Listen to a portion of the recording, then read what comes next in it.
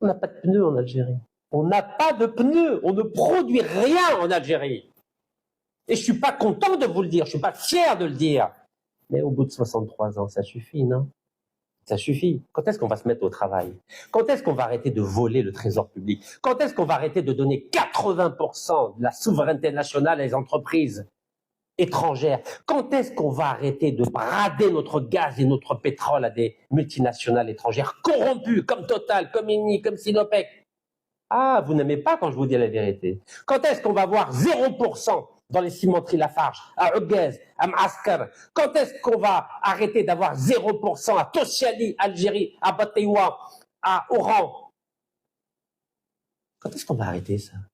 Quand est-ce qu'on va arrêter la dilapidation des richesses naturelles de notre pays?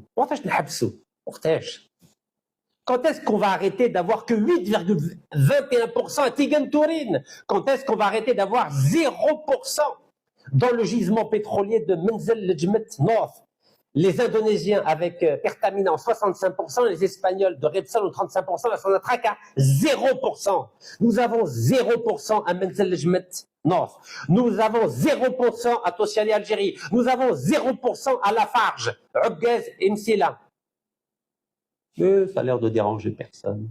Alors après, évidemment, il ne faut pas s'étonner que 80% de nos autobus sont dans un état lamentable. Pourquoi? Parce qu'on donne tout aux étrangers. Aux Français Lafarge, aux Turcs Tosyali, à l'Indonésien Pertamina, à l'Espagnol Repsol, à Total le Français, à Eni l'Italien, à Sinopec le Chinois, etc., etc., etc.